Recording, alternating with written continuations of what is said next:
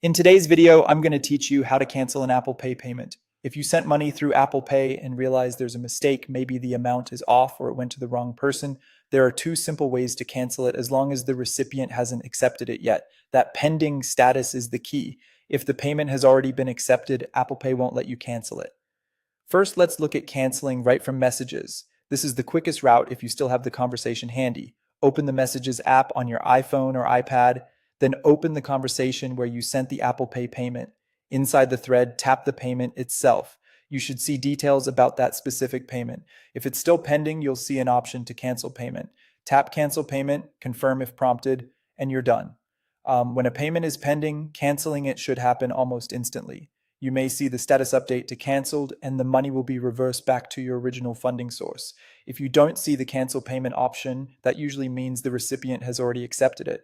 If you can't find the conversation or you prefer going through your device settings, you can cancel from Wallet Settings instead. Start by opening the Settings app, scroll down and tap Wallet and Apple Pay. From there, select the card you used to send the payment. On that card's page, open the Transactions tab to view your recent activity.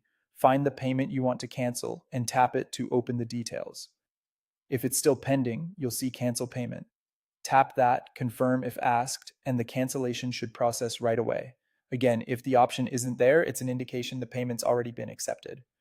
A few quick tips to make this smoother. Make sure you're connected to the internet since your device needs to talk to Apple's servers to update the payment status. Look for words like pending or processing. Those are good signs that canceling is still possible. After canceling, give your transactions list a moment to refresh. Depending on your bank or funding source, the reversal can take a little time to fully display, even though the cancel action has already gone through.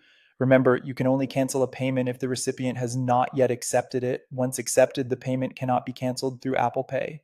And that's it. If you found this tutorial helpful, don't forget to like this video and subscribe to my channel for more Apple Pay tips and tutorials.